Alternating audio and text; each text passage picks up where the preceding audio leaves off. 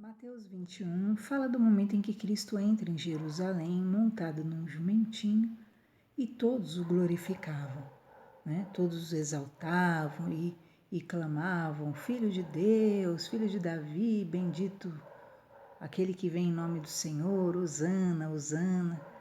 E quando Cristo chega ali até o templo, ele fica muito irritado com o que ele vê, porque ele vê muitos cambistas, né? Vendendo coisas para lucro pessoal. E ele derruba as mesas, as cadeiras daqueles que vendiam pombas, e ele declara: a minha casa será chamada casa de oração, mas vós a tendes convertido em covil de ladrões.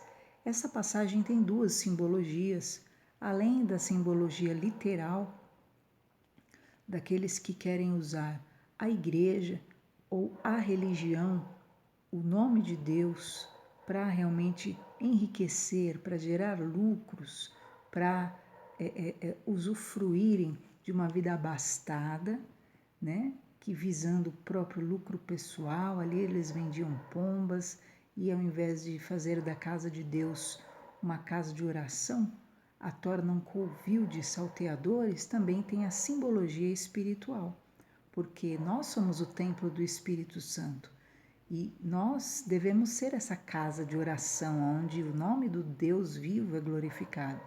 Mas muitos a têm transformado em covil de ladrões. O que é ladrão, né? A Bíblia fala que o diabo veio para matar, roubar e destruir.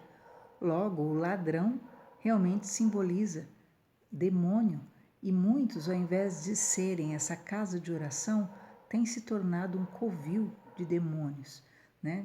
Ao invés de levarem a Deus orações, exaltações, glorificações, orações, petições, tem se tornado um antro realmente de demônios. E depois desse evento, Jesus segue adiante e você vai ver que ele se encontra com uma figueira. Nessa figueira estava cheia de folhas, mas não tinha frutos nenhum. Você vai ver que tipifica a mesma igreja, né, que é um covil, na verdade, de ladrões, ao invés de ser uma casa de oração. Ele olha para a figueira que está cheia de folhas, está bonita na aparência, mas na essência não tem fruto algum e diz que Cristo teve fome. E ele então busca um fruto naquela árvore cheia de folhas. E isso também aponta para aquilo que é uma vida de aparência, para aquilo que é realmente uma folhagem, uma pompa religiosa desprovida de fé, de amor, de frutos do Espírito Santo. Quais são os frutos do Espírito Santo, né? É amor, é alegria, é bondade, é generosidade e todos os frutos do Espírito Santo que você sabe que está no livro de Coríntios. Da mesma forma, Jesus então diz que aquela árvore não vai mais produzir fruto algum. Os apóstolos, os discípulos ficam assim impressionados porque a figueira seca na hora, né? Naquele momento que Jesus busca frutos e não há frutos e ele libera a palavra, na verdade toda aquela folhagem então também caiu por terra, porque não adianta uma aparência se não há uma essência legítima diante do Senhor. E essa essência legítima envolve o quebrantamento, a vida de buscar a Deus, de desejar realmente o Senhor e amar ao Senhor. Então Cristo fala da importância de ter fé, porque quem tem fé tem o poder até de remover montanhas.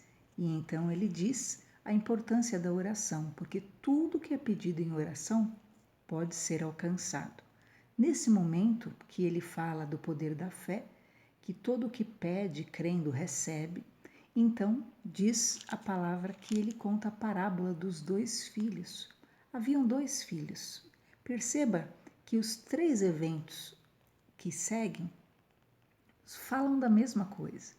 Falam de uma vida sem Deus, uma vida religiosa, uma vida desprovida de comunhão.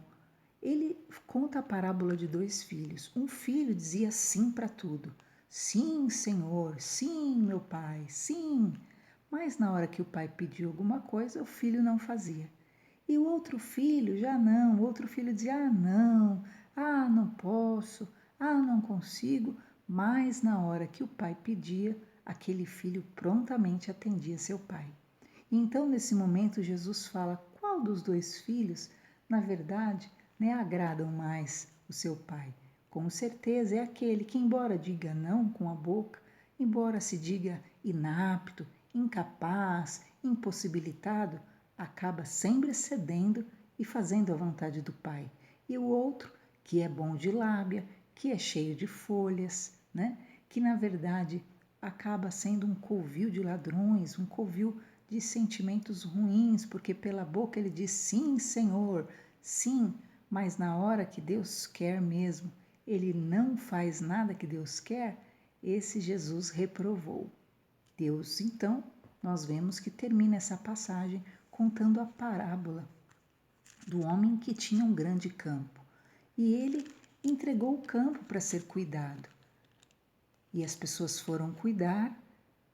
E quando chegou o tempo dos frutos, ele pediu os frutos daquele povo. Só que eles se revoltavam, que não temos fruto nenhum, e batiam naqueles que o dono do campo enviava até eles. E foi isso uma vez, duas vezes, até que aquele dono do campo enviou o seu próprio filho. E o filho foi lá pedir a satisfação dos frutos daquele campo. E eles então mataram aquele filho. Jesus mostra a parábola do Deus Criador nesse momento, que criou o mundo, entregou a humanidade e quando pede o fruto, na verdade são figueiras secas, só folha, só aparência, mas pouca vida com Deus, pouco retorno para Deus.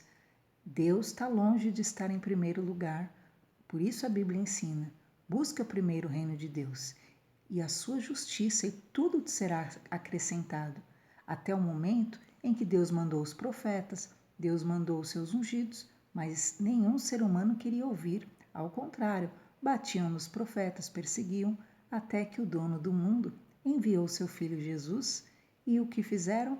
Mataram a Jesus, só porque o dono do mundo queria o quê? O retorno, a satisfação de tudo que ele dera ao seu povo. E nesse momento é uma tipologia do próprio Jesus Cristo, que fora ferido porque veio fazer a vontade do Pai. E assim ele fala que aquele que rejeita a ele, que é a pedra fundamental, na verdade, ofende ao próprio Deus. E aqueles homens se enfureceram porque não queriam aceitar a Jesus. Não seja uma pessoa que não é uma casa de oração, seja uma casa de oração. Não só na igreja, não só um religioso, não, mas dentro de você.